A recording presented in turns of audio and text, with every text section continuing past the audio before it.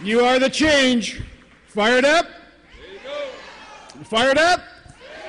All right now. Van Jones.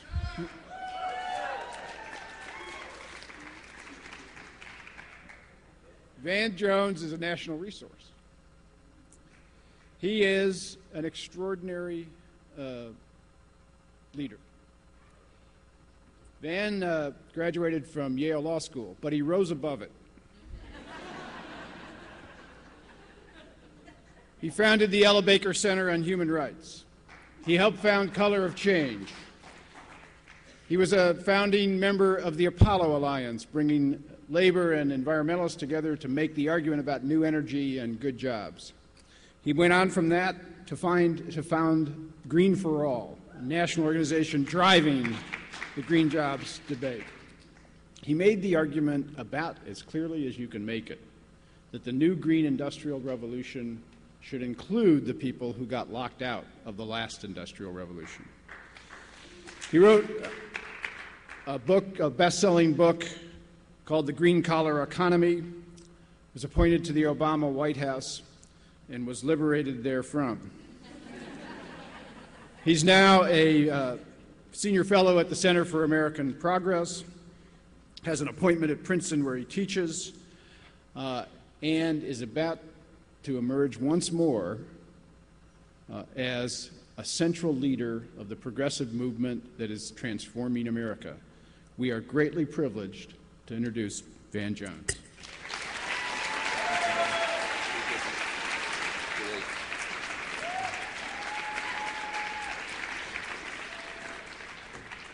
Good morning. How are y'all? Y'all are ready to go home. Good, because you're needed at home. We are all needed back home. But I'm glad that we're here right now, and I want to tell you why. I think, Brother Borisaj, that you may have done something this week. I think that when we look back at the history of the Obama administration, when we look back at the history of our progressive movement, that this week will mark an historic inflection point when progressives decided to be progressive again in this country. I think something shifted this week. So when you leave here, you may forget some of the stats, some of the sound bites, some of the names of some of the people that you were in the hallway talking with. But I want you to remember who you are. I want you to remember who you are. Somebody said earlier in this conference that they're disgusted with the president. I just want to say that I'm not. I love him. I admire him. He probably has the toughest leadership job in the history of human civilization. And I don't think anybody here would want it as much as we might think so when we're blogging. So that said, if he were here, I think he would say to you that those of us who want to get out ahead of him, who want to continue to move forward with this movement for hope and change, are doing the right thing. Because the movement for hope and change was not born in the snows of Iowa. We forget that. The movement for hope and change was born a long time ago, centuries ago, and it's persisted. And even in its most present incarnation, don't forget, this movement really started without a leader. In 2003, when you, in this room, were working to try to stop an unjust war based on false principles and false assertions, you didn't have a superstar leader. You didn't have a single organization. We were by ourselves, each one of us individually, saying we just cannot see America go this way. And we took individual responsibility. We reached out to friends, and it wasn't easy. Don't forget how hard it was to speak out against war in 2002 and 2003. But we did that. And we continued even when Thanksgiving was tough. And our relatives looked at us funny. We kept speaking for justice. And eventually we created something that was so big that we had millions of people in the street. In just a 6-week period, we mobilized as many people. Don't forget your history. We mobilized as many people in 6 weeks as in 6 years of mobilizing against the war in Vietnam. And the New York Times called you in 2003, with no organization and no leader, the second superpower, world public opinion. And you lost. And this country went to war and invaded Iraq. But you didn't give up. You still had hope in your heart. You still wanted to see change. So in 2004, again, with no superstar leader, a good candidate but no Messiah, we came within 100,000 votes, don't forget that, of getting rid of George W. Bush. In 2004, 100,000 votes in Ohio.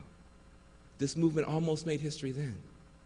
It was in 2005, in the floodwaters of Katrina, when the heart of the country broke open, that people like Rob Stein began to walk around with a PowerPoint presentation and build the Democracy Alliance, and Color of Change was born, and the blogosphere was really born.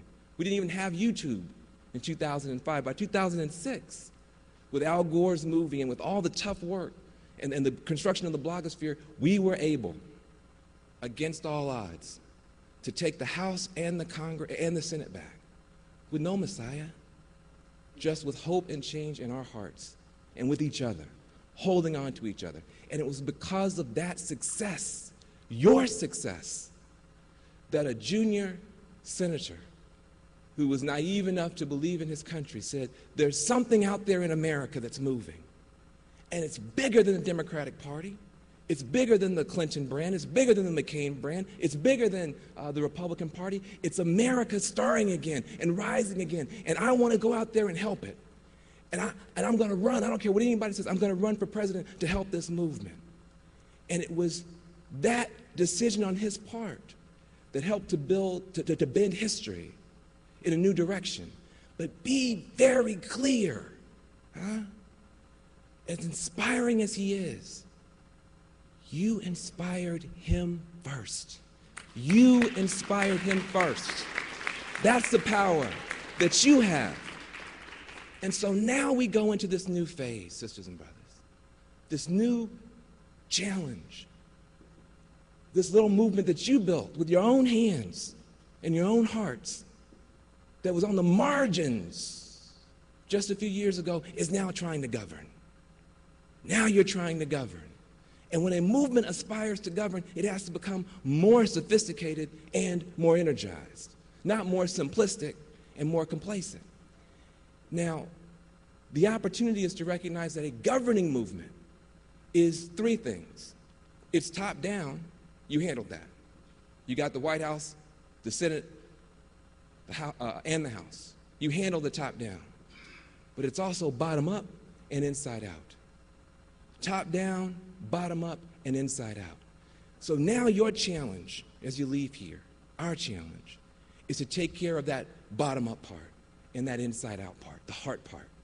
That's where we're weak now. And we have the chance as we move forward to take the old admonition from the South African movement and govern from below. Govern from below. We don't care at the end of the day what's going on in Washington, D.C. We don't care what's happening in the White House if things aren't happening for our people in the houses next door. And so we've got to begin to move forward and govern from below. Now, what that requires is that we recognize who we're fighting for, who we're fighting against, and the future that we want. Who we're fighting for is very straightforward. We're fighting for ordinary people in red states and blue states. Ordinary people in red states and blue states. Don't get pulled into a food fight with this so-called Tea Party movement. This movement is not about trying to win a food fight. We're trying to end the food fight because we know that people in red states need jobs too. And people in red states are not going to get jobs just by hating the president. That's not going to be how they get ahead in this country. And so no truly patriotic movement can have as its main aim making America's government weaker. We have to stop listening to people say, we hate the federal government, but we're patriots. The last time I heard the federal government was America's government. Patriots want America's government to be stronger. America's government should be stronger, strong enough to protect the American people.